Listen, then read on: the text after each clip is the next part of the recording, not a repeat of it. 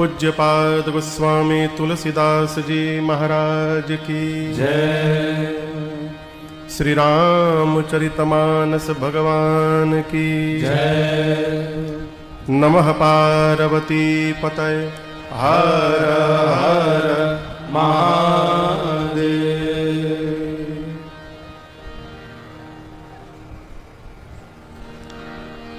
गृह गृह बाज बधाव शुभ प्रगटे सुषमा कंद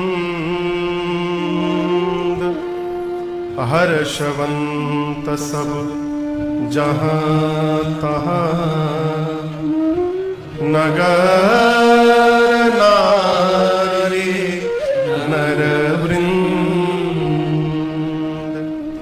हर्षवंत सब जहाँ तहाँ नगर नारी नर वृंद।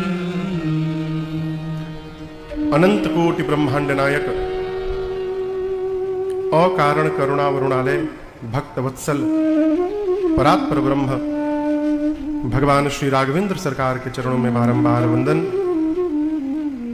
भूत भावन भगवान विश्वनाथ मां अन्नपूर्णा एवं श्री हनुमान जी महाराज के श्री चरणों में साष्टांग दंडवत।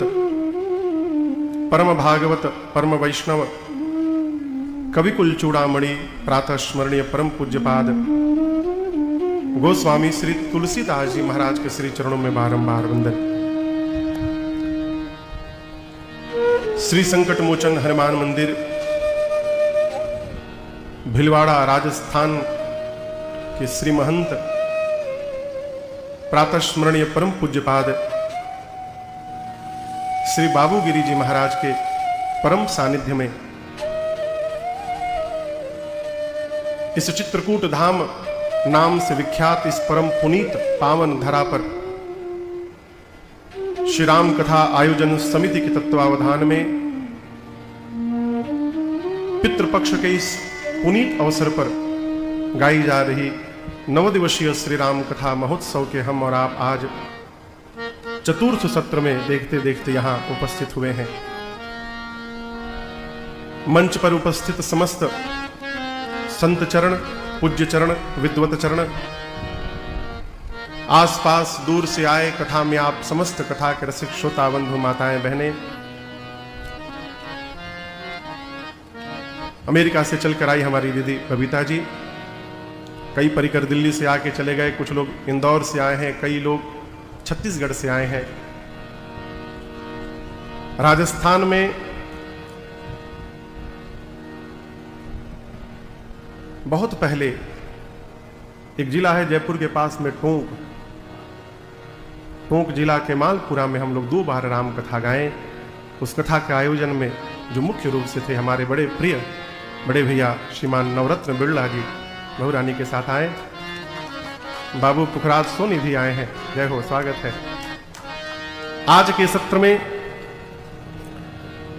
दैनिक यजमान परिवार के रूप में श्रीमान पवन जी पवार एडवोकेट, डीएमडी वाले श्रीमान रविशंकर जी, श्रीमान हेमेंद्र जी शर्मा एडवोकेट एवं श्रीमान गोपाल जी राठी, सबने पूरे परिवार के साथ मिलकर श्री ठाकुर जी का पूजन वंदन किया। यूट्यूब एवं फेसबुक के माध्यम से समग्र विश्व में जहां जहां भी लोग इस कथा का जीवंत प्रसारण को देख रहे हैं, सुन रहे हैं, अपनी इस मंडली के साथ मैं राजन आप सभी लोगों को सादर प्रणाम करता हूं। जय सिया राम। जय सिया राम। नाम तो है चित्रकूट धाम, परंतु कल ऐसा लग रहा था मानो अयोध्या धाम में बैठे हो हम लोग। कल की कथा में हमने और आपने श्री राम जन्म महोत्सव का प्रसंग गाया, श्रवण किया, भगवान का प्राकट्य हुआ। भगवान अयोध्या में मेरी मां कौशल्या के सम्मुख प्रकट हो गए। आप उस क्षण की कल्पना करिए, मां के अंक से प्रकाश पुंज निकला होगा। जब वो निकला तो लौ था, अग्नि का लौ था, प्रकाश पुंज। माँ ने ऐसा न कभी पहले देखा था न कभी सुना था। अंक से तो संतति जन्म लेती है? लेकिन आज जीव नहीं आने वाला है, आज जगदीश आने वाला है। इसलिए भगवान प्रकाश पुंज के रूप में मां के अंक से प्रकट हुए। मां ने सन्मुख हाथ जोड़ा और देखते देखते भगवान विराट रूप में मेरी मां के सन्मुख प्रकट हो गए। इसलिए भगवान जन्म नहीं लिए, भगवान प्राकट्य लिए, भगवान प्रकट हो गए। और इसी कारण पूज्यपाद गोस्वामी तुलसीदास जी महाराज स्तुति में कहते हैं, भय प्रकट कृपाला दीन दयाला कौशल्या हितकारी। ये देखकर हर्षित महतारी मुनि मनहारी अद्भुत रूप निहारे भय प्रकट कृपाला दीन दयाला। पूज्यपाद गोस्वामी श्री तुलसीदास जी महाराज कहते हैं कि भगवान के प्राकट्य लेने के बाद श्रीधाम अवध में ही नहीं अपितु समग्र विश्व में, हम तो साहब सरकार आज से कल्पना करते हैं वर्तमान परिवेश से, जनवरी के महीने में 22 जनवरी को हमारे श्रीधाम अयोध्या के नवनिर्मित मंदिर में गर्भगृह में जब हमारे रामलला सरकार का प्राकट्य हुआ, उनकी प्राण प्रतिष्ठा हुई, तो मुझे इतना उम्मीद है कि उस दिन उस क्षण धरती पर ऐसा कोई सनातनी नहीं होगा जिसके आंख से अश्रु के एक बूंद न निकले हो। और उस उत्सव को पूरे विश्व ने अपने घर का उत्सव मान के मनाया। वो भले अमेरिका में हो, अभी हम लोग न्यूजीलैंड में कथा गा रहे थे, वहां से आकर पहली कथा यही गा रहे हैं। वहां ऑकलैंड शहर है एक, तो बता रहे थे महाराज वहां क्रिकेट का एक बहुत बड़ा स्टेडियम है। बोले महाराज हम लोग तो उस स्टेडियम को ही बुक कर लिए थे और पूरा ऑकलैंड शहर मिलकर उस क्रिकेट के स्टेडियम में उत्सव मनाया, राम जन्म महोत्सव का पूरा विश्व उत्सव मनाया। कल्पना करिए, कलिकाल के प्रथम चरण में संवत 2080 में 81 में, उसमें 80 था, अब तो 81 चल रहा है, सन 2024 के जनवरी के महीने में भगवान के मंदिर में भगवान के श्री विग्रह की प्राण प्रतिष्ठा हुई और पूरा विश्व आनंद महोत्सव मनाया। जिस क्षण मेरे परमात्मा साक्षात अवतार लिए होंगे, उस समय कितना आनंद महोत्सव मना होगा धरती पर, हम कल्पना भी नहीं कर सकते। पूज्यपाद गोस्वामी तुलसीदास जी कहते हैं, श्री अवध के गृह गृह बाज बधाव शुभ प्रगटे सुषमा हर्षवंत सब जहां तहां नगर नारी नर वृंद। गोस्वामी तुलसीदास जी महाराज कहते हैं कि अवध के एक एक घर में उत्सव मनाया जाने लगा। ऐसा दृश्य उत्पन्न हो गया कि अवधवासी ऐसा मानने लगे कि महाराज के घर में भगवान ने अवतार नहीं लिया है। अवधवासियों को ऐसा लगने लगा कि मानो उनके घर में ही परमात्मा ने अवतार ले लिया। गृह गृह बाज बधाव शुभ। और इस व्यवहार को आप सामान्य व्यवहार न समझिएगा। वर्तमान परिवेश में मनुष्य अपने दुख से कम दुखी है, बगल वाले के सुख से ज्यादा दुखी है। एक आदमी बोला, महाराज हमको किसी का अच्छा बर्दाश्त नहीं होता। बोले मतलब? हमारा बगल वाला 4 माले का बिल्डिंग बना लिया है, हम भगवान से प्रार्थना करते हैं भगवान उसका बिल्डिंग गिर जाए, मैं 2 माले का बिल्डिंग बना के उससे ऊंचा हो जाऊंगा। अरे ऊंचा ही होना है तो तुम 5 माले का बना लो। नहीं, उसका पहले गिरे फिर हम 2 माले का बनाएंगे। आपके उत्सव को आपके नगर वाले अपना उत्सव मान ले, इसको सामान्य व्यवहार न समझिएगा। क्या यह संभव है कि कोई मनुष्य अपने जीवन के चौथे पन में पहुंच जाए और उसे इस बात का भान तक न चले कि उसके घर में कोई पुत्र नहीं है? यह संभव है क्या? सरकार, कोई व्यक्ति चौथे पन में पहुंच जाए और उसे ये पता ही ना चले कि मेरे घर में कोई पुत्र नहीं है। यह पॉसिबल है क्या? इम्पॉसिबल। लेकिन यहां पॉसिबल हुआ। महाराज को पता नहीं चला। जानते क्यों नहीं पता चला? श्री चक्रवर्ती जी महाराज अपनी प्रजा को ही अपना संतान मानते थे और उसी भाव से व्यवहार में लगे रहते थे। और उनका प्रजा के साथ ऐसा जीवन था कि महाराज के उत्सव को प्रजा ने अपने घर का उत्सव मान लिया और पूरी अयोध्या में उत्सव मनने लगा। पूरा नगर आनंद महोत्सव मना रहा है, परंतु श्री चक्रवर्ती जी महाराज आनंद में तो हैं, आनंद नहीं परमानंद में है। गोस्वामी तुलसीदास जी कहते हैं, अरे परमानंद पूरी मन राजा, पूरी मन हो परमानंद पूरी मन राजा, पूरी मन हो। ललना कहा बुलाई बजाव बाजा जन्म सुनी हो। ललना कहा बुलाई बजाव बाजा जन्म सुनी हो।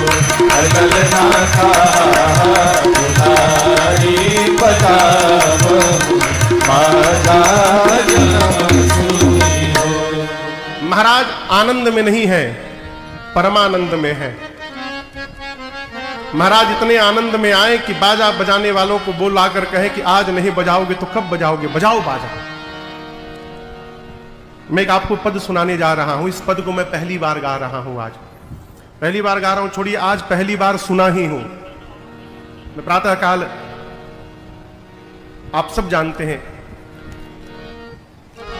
प्रातः स्मरणीय परम पूज्य श्री मलूक पीठाधीश्वर सरकार, श्री अग्र पीठाधीश्वर सरकार, जगत गुरु श्री राजेंद्र देवाचार्य जी महाराज, जिनको पूरा जगत जानता है, पूज्य सरकार को प्रातः वेला में मैं सुन रहा था। आज तो संध्या करते करते सुन रहा था, तो सरकार एक पद गाए। पद बड़ा अद्भुत लगा, सरकार की स्वयं की रचना है। तो मैंने मानसिक प्रणाम करके अनुमति प्राप्त की कि सरकार बालक को आज्ञा दीजिए कि मैं भी इस आपके रचना को, आपकी प्रसादी को भिलवाड़ा में बांट सकूं। तो मानसिक अनुमति लेकर मैं आज पहली बार सुना हूं, प्रातःकाल आपको सुनाने का प्रयास कर रहा हूं। ये आनंद महोत्सव है। महाराज ने बाजा बजाने वालों को बुलाया। अब बुला के कहे आज नहीं गाओगे तो कब गाओगे? बधाई वाले शुरू हो गए। क्या? धन्य भाग दशरथ कौशल्या, बोलिए रामलला सरकार की। अवध में प्रगट भये श्री राम। पूरी अयोध्या आनंद महोत्सव मना रही है। लेकिन आपसे निवेदन करूं, श्री चक्रवर्ती दशरथ जी महाराज आनंद में तो है, लेकिन तनिक चिंतित है। चिंतित क्यों है? पूज्य बात गुरुदेव भगवान के वचनों का स्मरण करके गुरु जी ने महाराज से कहा था, महाराज धरहु धीर होई हहीं सुत चारी। गुरुदेव ने कहा था महाराज 4 पुत्र होंगे। चक्रवर्ती जी सोचने लगे 4 में से तो एक आ गया बड़का, ये बाद वाले 3 क्यों नहीं आ रहे हैं? इसको लेकर चिंतित है। अभी सोच ही रहे थे, तब तक एक दासी ने आकर कहा महाराज बधाई हो, बधाई हो महाराज, बधाई हो, बधाई हो। महाराज बोले शीघ्र बताओ किस बात की बधाई? दासी ने कहा महाराज कैकेयी जी ने 1 और सुमित्रा जी ने 2 कुमारों को जन्म दे दिया है। बधाई हो महाराज, बधाई हो। अब आप कल्पना करिए, जो महाराज चौथेपन में एक संतान के लिए विलाप कर रहे थे और ऐसी गुरु कृपा हुई जीवन पर कि एक नहीं 4 संतान ने घर में जन्म ले लिया। श्री अवध का आनंद 4 गुना बढ़ गया और इतना आनंद महोत्सव बढ़ गया कि पूज्यपाद गोस्वामी तुलसीदास जी को यह लिखना पड़ा कि वह सुख संपत्ति समय समाजा, वह सुख संपत्ति समय समाजा, कही न सके शारद अहिराजा, कही न सके शारद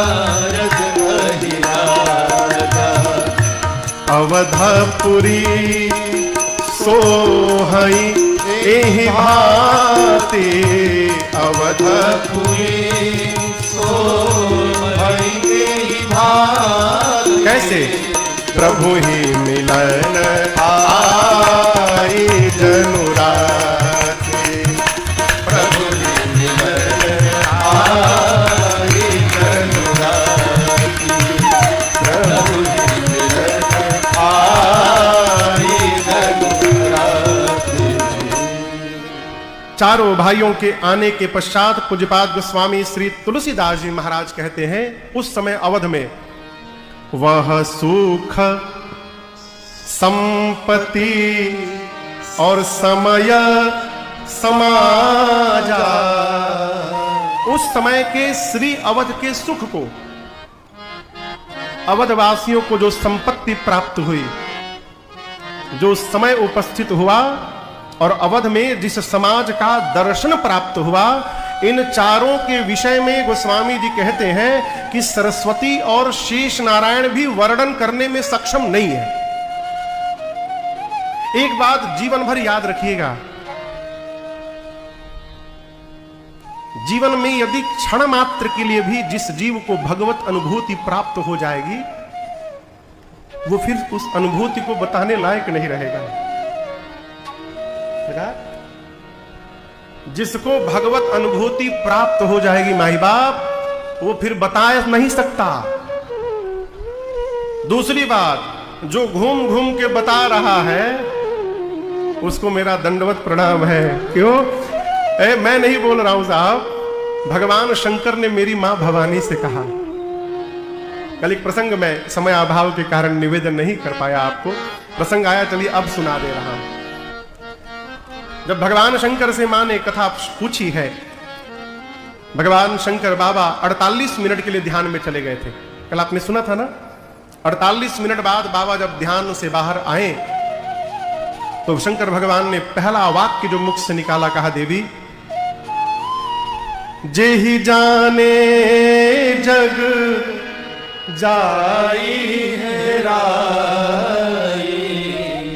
जागे जथा सपन भ्रम जाई।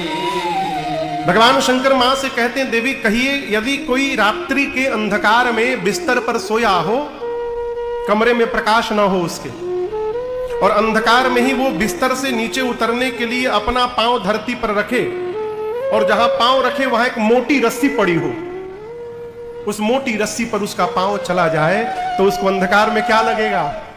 जोर से कहिए, सांप लगेगा। लेकिन सांप है क्या? नहीं।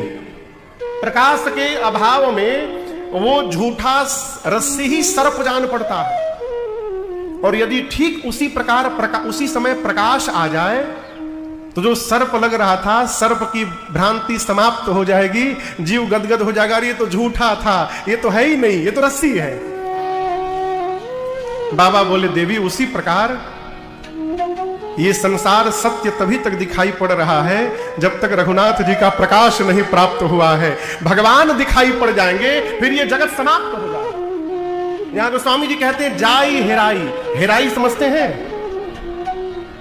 हेराई मतलब हेरा जाना, मतलब कहिए कहिए।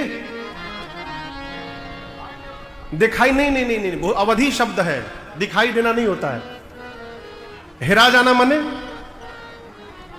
हम भूल गए, हम तो राजस्थान में बैठे हुए हैं ना।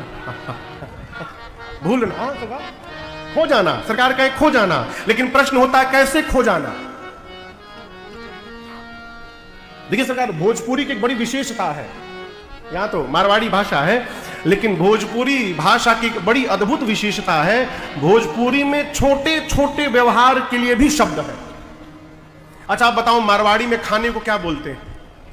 जिमना, जिमो जिमो महाराज। अब पीने को पियो पियो, यही बोलते हैं ना। हाँ सरकार, क्षमा प्रार्थना। हाँ। अब हमारे भोजपुरी में आइए, खाने में कितनी वैरायटी है, दर्शन करिए। खा, लील, हूर, ठूस, चूस, चाप, सुरक, भकोस, ये सब खाने के नाम है, अलग अलग छोटे छोटे अंतर पर उनका नाम बदलता गया। सरकार नहीं, जिस प्रकार से खा रहे हैं, ज्यादा जल्दी खाने के लिए घूरना, एक बार ज्यादा खा लेने का मतलब भकोसना, मुंह में जगह नहीं है फिर भी डाले जा रहे हैं, ठूसना सबका नाम अलग अलग सरकार। यहां गोस्वामी जी कहते हैं कि भगवान को जान लेने के बाद जगत हेरा जाएगा, खो नहीं जाएगा, हेरा जाएगा। हेराना उसको कहते हैं जो रहता है पास में ही लेकिन दिखाई नहीं पड़ता है। जैसे ये पंडित जी है ना, पंडित जी साथ में हमारे टीम में सबसे बुजुर्ग हैं ये पंडित जी, चश्मा लगाते हैं। इनके 2-3 चश्मा है नीचे रखे होंगे, एक दूर का, एक पास का, एक कुछ न दिखाई दे उसका भी चश्मा है। तो सरकार एक दिन ये अपन चश्मा खोपड़ी में लगा लिए और 1.5 घंटा चश्मा खोजे। चश्मा है कहां? खोपड़ी पर, और 1.5 घंटा चश्मा खोज रहे हैं। ये क्या है पास में लेकिन दिखाई नहीं दे रहा है। इस प्रकार के खोने का नाम है हिरा जाना। भगवान शंकर कहते हैं देवी, राम जी को जान लेने के बाद ये जगत हिरा जाएगा, अर्थात हम रहेंगे जगत में ही लेकिन हमको जगत नहीं दिखाई पड़ेगा, हमको सदा सब जगह परमात्मा दिखाई पड़ेंगे। ये है भगवान को जान लेना। तो मेरा प्रश्न है कि जब कोई दिखाई ही नहीं देगा, हम बताएंगे किसको साहब? भाई बताने के लिए कोई चाहिए ना। जब कोई दिखाई ही नहीं देगा तो बताइएगा किसको? भगवान को जान लेने के बाद जीव बता नहीं सकता है। गोस्वामी जी कहते हैं सुख नहीं बताया जा सकता। क्यों?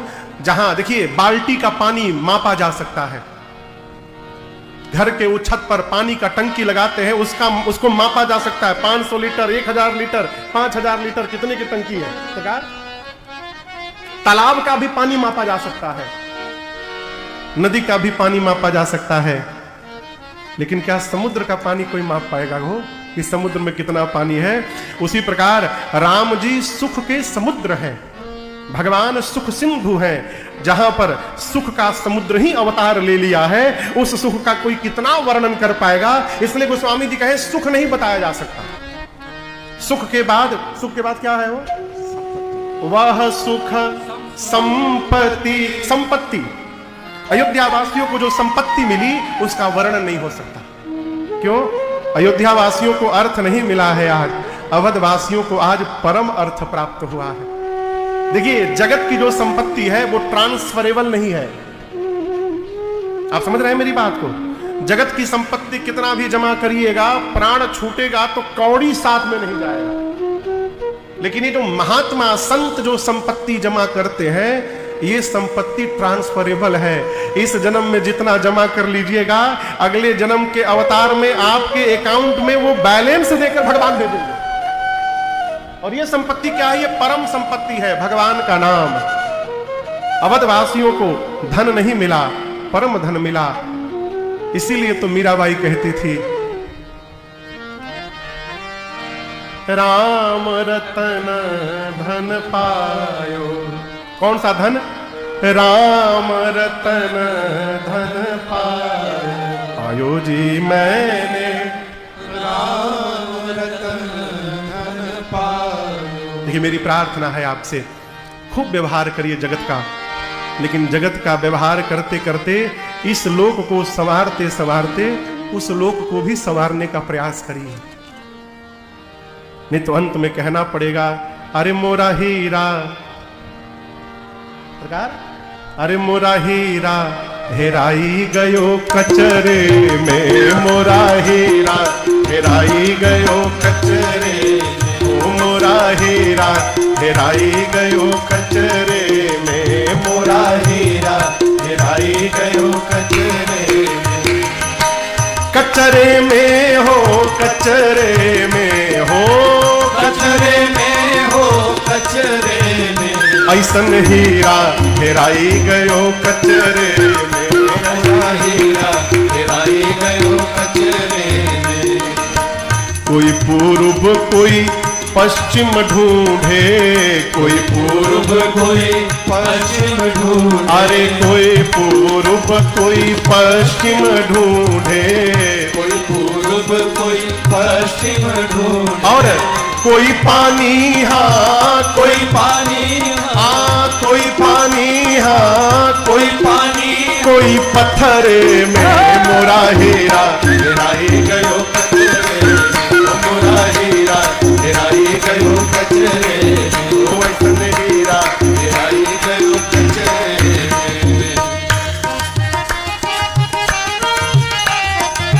सुर नर यति मुनि पीर औलिया सुर नर यति मुनि पीर औलिया अरे सुर नर यति मुनि पीर औलिया सुर नर यति मुनि पीर औलिया सब उलझ रहे हैं उलझ रहे हैं अरे उलझ रहे हैं उलझ रहे सब पचरे में मोरा हीरा हेराई गयो कचरे मोरा हीरा हेराई गयो कचरे वैसन हीरा हेराई गयो कचरे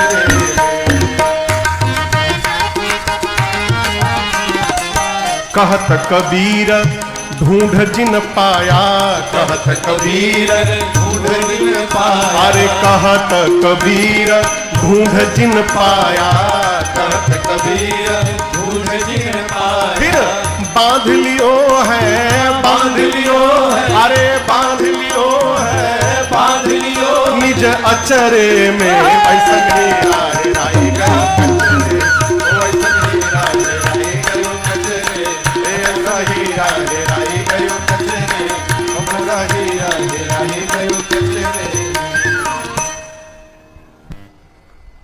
मानव का शरीर मिला है का पता अगली बार मिले कि ना मिले कोनो गारंटी नहीं है हो है देखिए मैं मार्च के महीने में इसी वर्ष आपको पहले दिन मैंने निवेदन किया था इसी राजस्थान में एक जगह है सांगरिया संगरिया वहां एक दुल्हा सरकार का स्थान है संगरिया धाम जहां पर पूज्य प्रातःस्मरणीय पूज्य श्री दयानंद शास्त्री जी महाराज अद्भुत विभूति सरकार तो इस वर्ष बालक को सौभाग्य प्राप्त हुआ वहां पर उनकी तिथि निश्चित है राम कथा गाने का वहां फिर अगली कथा 2027 में है वहां हम लोग कथा गाए तो ऐसा लगता था कि मानो साक्षात बैकुंठ में ही बसे हुए हैं क्या आनंद रहा 9 दिन में बता नहीं सकता आपको तो पूज्य महाराज श्री वहां जो थे सरकार एक दिन कह रहे थे कि लोगों से कह रहे थे कथा में कथा के पहले ये उनके शब्द हैं मेरे शब्द नहीं है सरकार के श्रीमुख वचन है मैं आपको सुना रहा हूं बोले कि देखो गिनती में सबसे बड़ी संख्या क्या है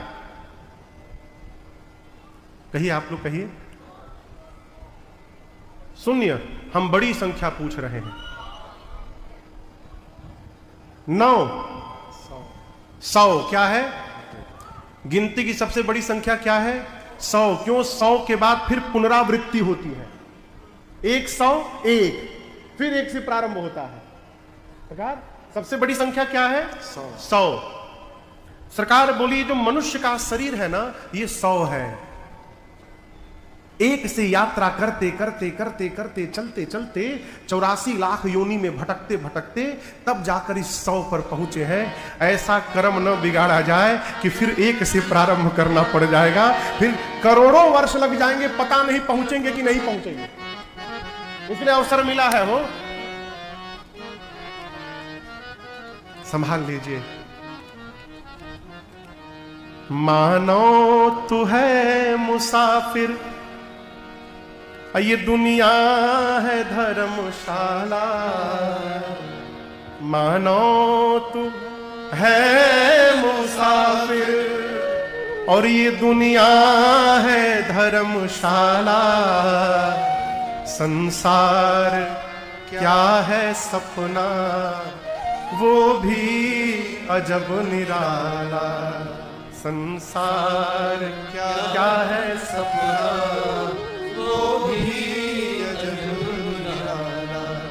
नश्वर है तन का ढांचा बालू की भीत कांचा ऋषियों ने परखा जांचा बस राम नाम साचा नश्वर है तन का ढांचा बालू की भीत कांचा ऋषियों ने परखा जांचा क्या बस राम नाम साचा अरे मूर्ख कौड़ी के मोल तूने, कौड़ी के मोल तूने इस हीरे को बेच डाला।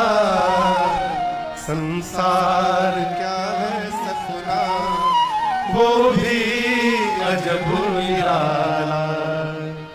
धन के साथ साथ परम धन को जमा करिए। एक राज्य का नियम था, एक राज सत्ता थी। वहां का नियम था कि राजा की आयु जब 75 वर्ष की होती थी तो राजा की शाही सवारी निकाली जाती थी।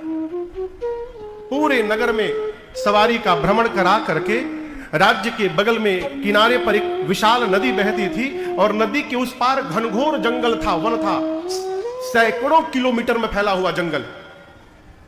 तो राजा की उम्र जैसे 75 वर्ष की होती थी, राजा की शाही सवारी निकाली जाती थी, पूरे नगर में घुमाया जाता था और नदी के किनारे नाव पर बिठा करके और उस राजा को जंगल में छोड़ दिया जाता था।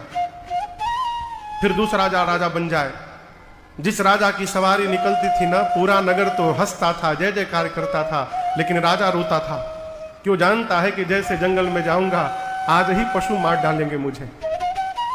एक बार की घटना हुई, एक राजा की शाही सवारी निकली ना, वो आनंद में नाच रहा था राजा। लोग आश्चर्यचकित हुए, भाई आज तक तो जो भी राजा हमने देखा सुना है कि वो रोते रोते गया, ये राजा जी नाच रहे हैं। लोगों को लगा पागल हो गए क्या। मंत्री ने पूछा, सरकार आपका व्यवहार आश्चर्यचकित कर रहा है, आप इतने आनंद में क्यों हैं? सबको पता है कि आज आपके जीवन का अंतिम दिवस है। उस राजा ने मंत्री से धीरे से कान में कहा, मैं अपने पूर्ववर्ती राजाओं जैसा मूर्ख नहीं हूं। अपने जीवन के शासन काल में ही जैसा महल और जितना ऐश्वर्य इधर है, वैसा ही महल मैंने चोरी छिपे जंगल में भी बनवा लिया है और उस महल में पूरा ऐशो आराम का सामान भी भर लिया है। आज नदी पार करूंगा, सीधे महल में प्रवेश कर जाऊंगा, वहां पूरा ऐश्वर्य का सामान है, भोजन पानी सब है, आनंद से पूरा जीवन बीतेगा। ये क्या है? अपने इस जीवन काल में जो उस पार की भी तैयारी करके बैठा है, वो अंतिम समय में भी आनंद में रहेगा, उसे कोई कष्ट नहीं हो सकता। इसलिए इस जीवन को मिला, व्यवहार करिए, व्यापार करिए, नौकरी करिए, परिवार का पोषण करिए, परमार्थ भी करते जाइए। अलग से टाइम मिलने वाला नहीं है। गोस्वामी जी कहते, परमात्मा अवतार लिए सुख संपत्ति बताया नहीं जा सकता, समय मधुमास। देखिए, भगवान जब जन्म लेते हैं ना, चैत्र मास, वो हमारे सनातन संस्कृति का नूतन वर्ष प्रारंभ होता है। अंग्रेज आए और 1 जनवरी को नया वर्ष बना के चले गए भारत में, लेकिन भारत का नया वर्ष 1 जनवरी को नहीं होता। हमको तो ये समझ में नहीं आता 1 जनवरी को नया होता क्या है। इतनी ठंड होती है कि रजाई में से जीव बाहर नहीं निकलता, चारों तरफ सूखा सूखा दिखाई पड़ता है, सूर्य नारायण नहीं दिखाई पड़ते, अंधकार छाया रहता है वातावरण में। काहे का नया हो?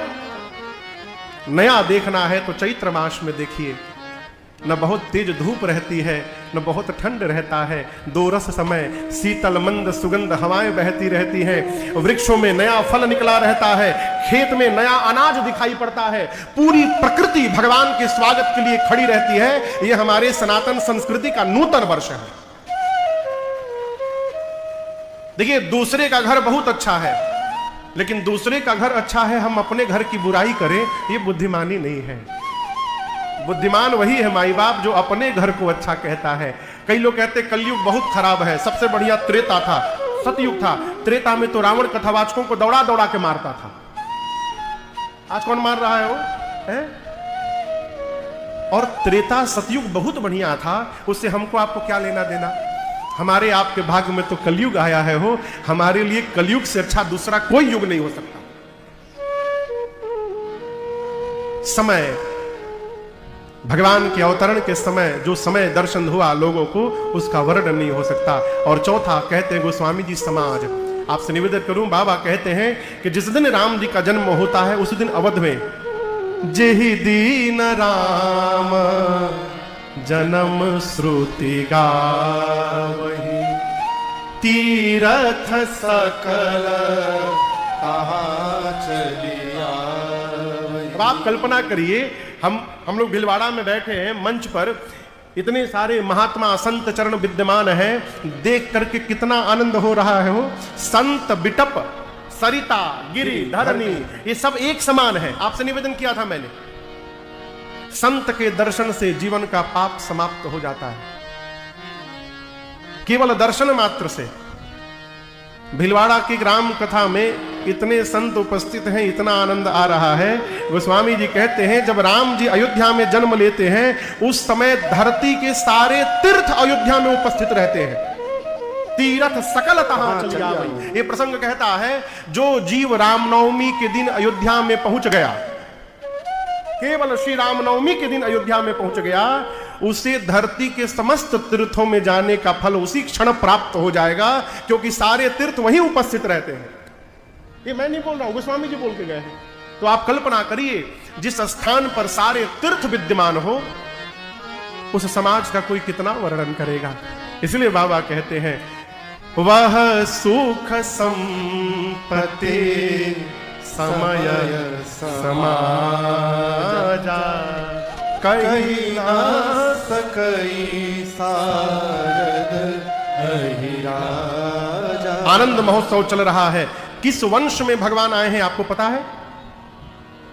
जोर से कहिए, सूर्य वंश। दिन में 12 बजे भगवान अवतार लिए, 12 बजे सूर्य नारायण कहां रहते हैं? एकदम ऊपर।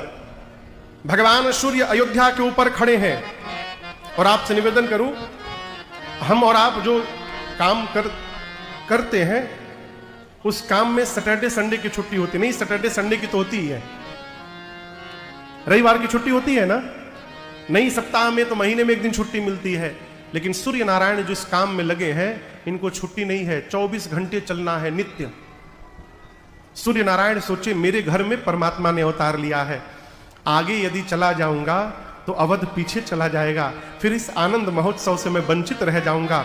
चलना तो जीवन भर है, आज यदि थोड़ी देर रुक करके इस आनंद महोत्सव का दर्शन कर लूंगा तो क्या बिगड़ जाएगा। खड़े हो जाओ। और रथ लेकर भगवान सूर्य नारायण अवध के ऊपर खड़े हो गए और नीचे का आनंद महोत्सव देखने लगे।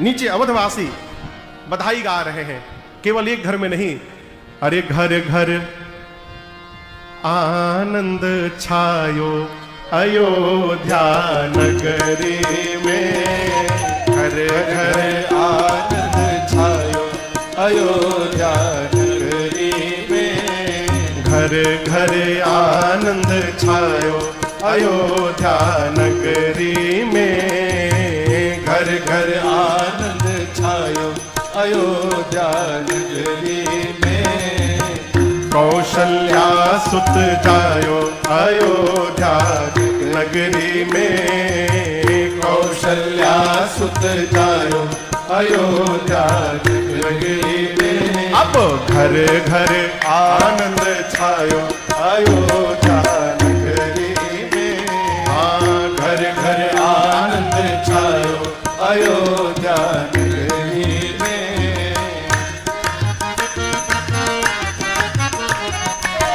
नेति नेति कही महिमा गावे, नेति नेति कही महिमा गावे, जाको वेद पार नहीं पावे, जाको वेद पार नहीं पावे। अब सो बेटा बनी आयो अयोध्या नगरी में, सो बेटा बनी आयो अयोध्या नगरी में, घर घर आनंद छायो अयोध्या नगरी में।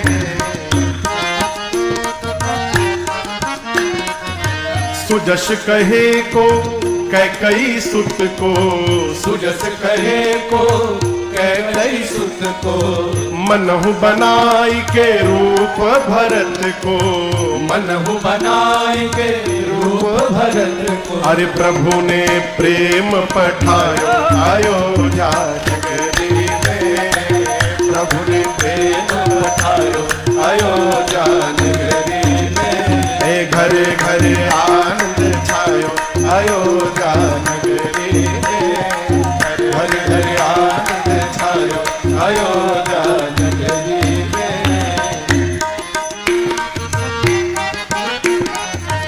भरत लखन शत्रुघ्न नख सिखनी के, लखन शत्रुघ्न नख सिखनी के, दुई सुत मातु सुमित्रा जी के, दुई सुत मातु सुमित्रा जी के, अरे सुबरन देखिल जायो अयोध्या नगरी में, सुबरन देखिल जायो अयोध्या नगरी में, अब घर घर आनंद छायो अयोध्या नगरी में, घर घर आनंद छायो अयोध्या नगरी में।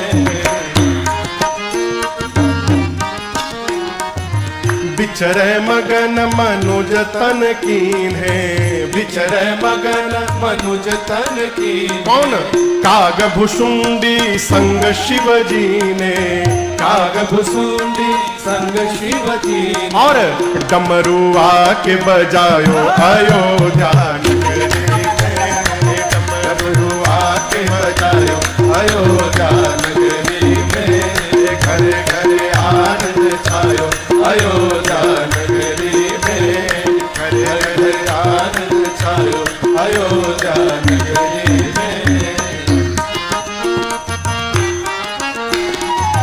प्रभु को पाई धरनी यहुल से, प्रभु को पाई धरन ही अहुल से, जन राजेश को बाबा तुलसी, जन राजेश को बाबा तुलसी, अरे दास विमल जस गायो अयोध्या नगरी में, दास विमल जस गायो अयोध्या नगरी में, अब घर घर आनंद छायो अयोध्या नगरी में, घर घर आनंद छायो अयोध्या नगरी में, कौशल्या सुत जायो अयोध्या नगरी में, कौशल्या सुत जायो अयोध्या नगरी में। घर घर आनंद छायो। कहाँ कहाँ? ये कौन बोलेगा? हम बोलेंगे? अरे घर घर आनंद छायो, कौशल्या ने लल्ला जायो अयोध्या नगरी में। खूब आनंद महोत्सव हुआ। अच्छा एक बात पूछे, आनंद आ रहा है? कितना आ रहा है? ऐसा ही आनंद सूर्य नारायण को भी मिला। सोचे बस एक बधाई का गीत और सुन के जाऊंगा, लास्ट दूसरा सुने, दूसरे में और आनंद आ गया। बोले बस एक और सुन लेता हूं, बस हो गया। 3 सुने, 4 सुने, 10 सुन लिए। अब सूर्य नारायण सोचे कि आगे चला जाऊंगा तो मन में लगेगा कि न जाने मेरे आने के बाद क्या क्या गाए लोग। फिर अब एक बार पूरा बंद हो जाए फिर आगे बढ़ूंगा। किसने सोचा? सूर्य नारायण 10 बधाई गीत सुनने के बाद डिसाइड किए कितना गाएंगे। अब तो बंद करेंगे, थक गए होंगे ये लोग। अब एक बार बंद हो जाएगा फिर बढ़ूंगा। और नीचे बधाई गाने वाले सोच रहे हैं रात हो तो बंद किया जाए। गाने वाले सोच रहे हैं रात्रि हो तो बंद हो। रात्रि कब होगी? जब वो जाएंगे। वो जाएंगे कब? जब बंद होगा। अब बंद कब होगा? जब रात होगी। न सूर्य नारायण जा रहे हैं, न रात्रि आ रही है, न रात्रि आ रही है, न बंद हो रहा है, और न बंद हो रहा है, इसलिए वो जा नहीं रहे हैं। गोस्वामी जी कहते हैं इसी चक्कर में मास दिवस कर दिवस भा, यह हमर मन जाने को, रथ समेत रवि भाग्यो निशा कवन विधि हो। भगवान के अवतरण के उपरांत श्रीधाम अवध में 1 मास तक दिवस ही दिवस बना रहा। ये प्रसंग कहता है कि जैसे भगवान अवतार लिए तो अयोध्या में दिन ही दिन बना रहा, उसी प्रकार यदि भगवान की भक्ति हमारे हृदय में अवतरित हो जाए तो हमारे जीवन में भी सदैव दिवस ही दिवस बना रहेगा, सदैव आनंद बना रहेगा। 1 मास बाद भगवान रघुनाथ जी के चरणों में प्रणाम करके सूर्य नारायण दिन मनि चले करत गुण गाना, दिन मन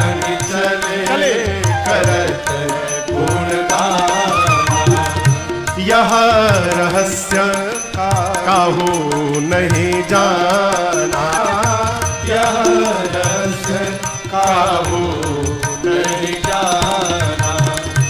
और एक कहूँ निज चोरी, और एक कहूँ निज चोरी। सुनो गिर जायती दृढ़ मति चोरी, सुनो गिर जायती दृढ़ मति चोरी, सुनो गिर जायती दृढ़ मति चोरी।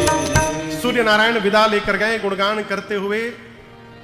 और आपसे निवेदन करूं, ये जो आनंद महोत्सव चल रहा है अवध में, इसकी गूंज कैलाश तक पहुंच गई। कैलाश में बाबा बैठे हुए हैं। शंकर भगवान कहते हैं, देवी आपको एक बात बताऊं, मुझे पता है कि आप अन्यथा नहीं लेंगी, आप परम विदुषी हैं। आज मैं आपको अपनी एक चोरी की कथा बताना चाहता हूं। किसकी कथा? चोरी समझ रहे हैं ना? हाँ, चोरी की कथा। मां पार्वती ने पूछा, प्रभु चोरी? आप चोरी भी? बोले प्रभु, बाबा बोले एक बार एक ऐसा व्यवहार मैंने किया है जो अब तक आपसे मैंने छिपा के रखा है। मां ने पूछा, कौन सा व्यवहार? बाबा बोले, देवी जब श्रीधाम अवध में परमात्मा ने अवतार लिया था, उस समय आपको बिना बताए मैं भी दर्शन करने अयोध्या चला गया था, बिना बताए आपको। मां बोली, अकेले? शंकर जी बोली, अकेले नहीं, दुकेले। अकेले नहीं गया, दुकेले गया। मां बोली, हमारे रहते किसके साथ चले गए? बाबा बोले, काग भुषुंडी संग हम तो किसके साथ गए भगवान शंकर? अब यहां दर्शन करिए, बाबा इतने सावधान हैं।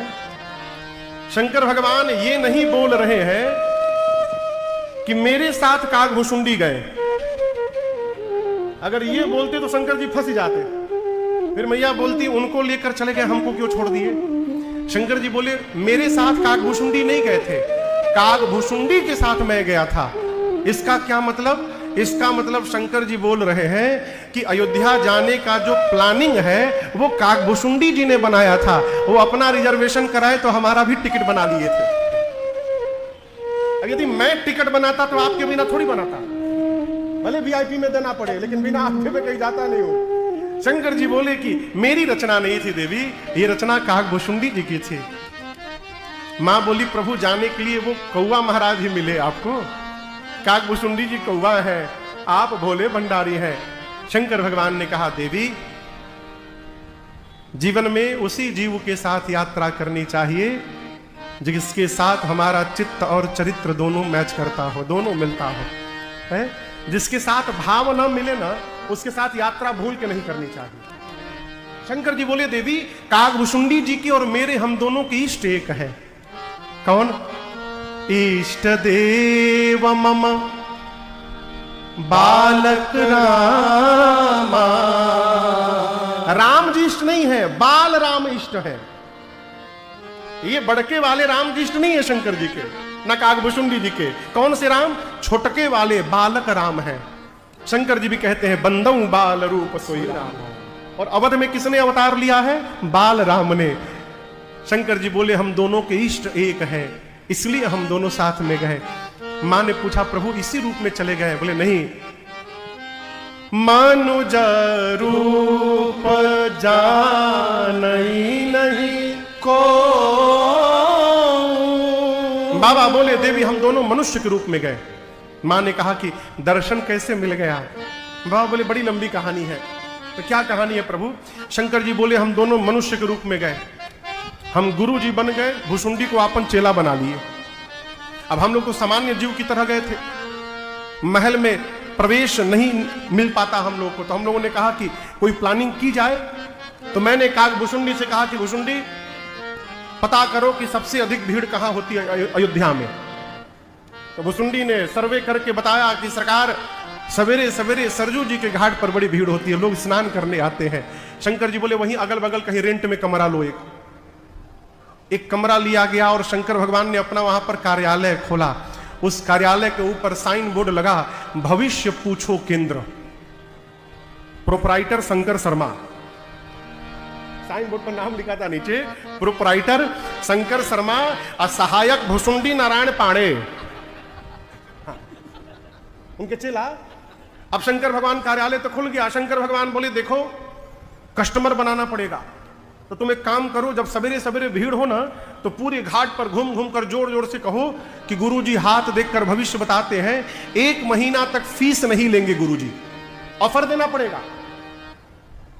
अब फ्री में तो यहां तो लोग भारत में साहब माल आप लोग देख ही रहे, फ्री के नाम पर काका हो रहा है पूरे देश में है। आदमी को फ्री में फिनाइल मिले तो फिनाइल पीने को तैयार है। जैसे सुने फ्री, भीड़ लग गई। शंकर भगवान के कार्यालय के समय, कार्यालय खुलने का टाइम सुबह 9 बजे, रात को 12 बजे से लाइन लगती थी। शंकर भगवान को क्या हाथ देखना, अरे बाबा तो सब जानते थे, हाथ पकड़ते थे और शुरू हो जाते थे। पराठा खा के आए हो ना तुम आज, परसों मार खाए थे, परसों गिरे थे तुम, ये हुआ, तुम्हारी कोई बात नहीं सुनता। बाबा हाथ पकड़ते थे, बोलने लगते थे। हुआ ये कि 1 सप्ताह के भीतर भगवान शंकर की ख्याति इतनी बढ़ गई अयोध्या में, ये बात पहुंच गई राजमहल में मां कौशल्या के पास। मां की सेविकाओं ने जाकर कहा, महारानी जी एक बहुत भारी पंडित जी आए हैं, शंकर शर्मा नाम है, साथ में वो कोई नारायण पांडे, भुसुंडी नारायण पांडे करके चेला है उनके, वो हाथ पकड़ते हैं, सब बोलने लगते हैं।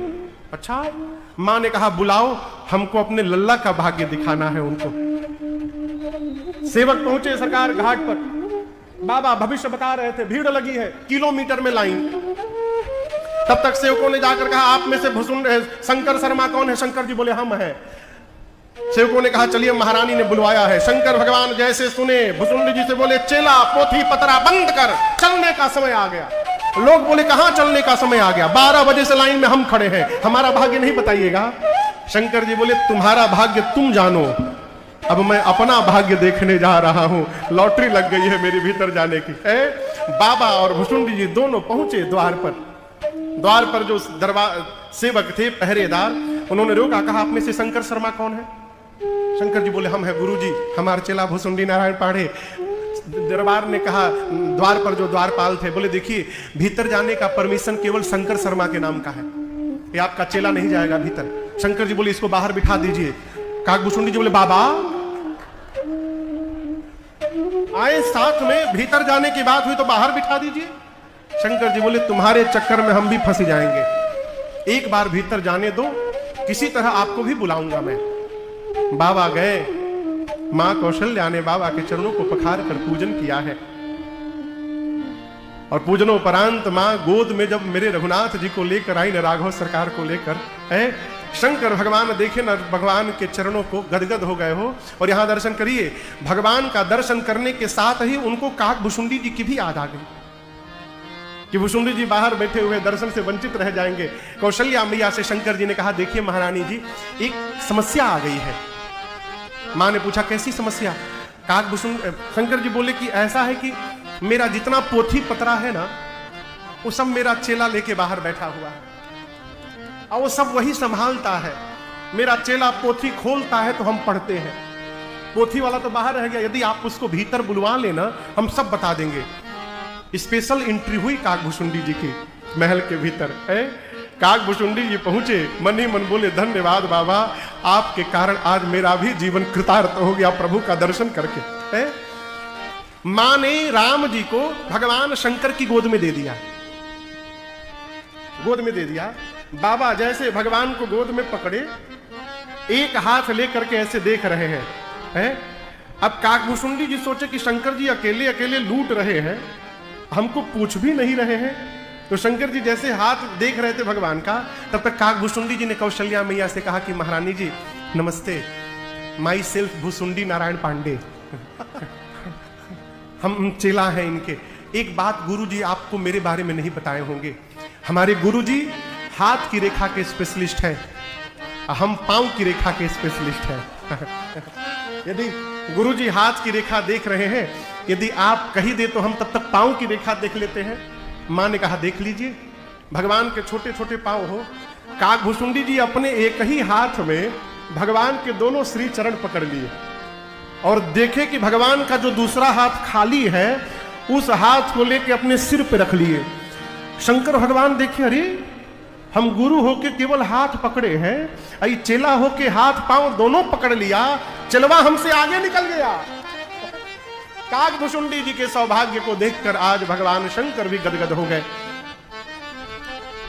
बाबा कहते मैया से कि देवी, मैंने देखा उस क्षण, ते ही अवसर जो जेहि विधि आवा, दीन भूप जो जेहि मन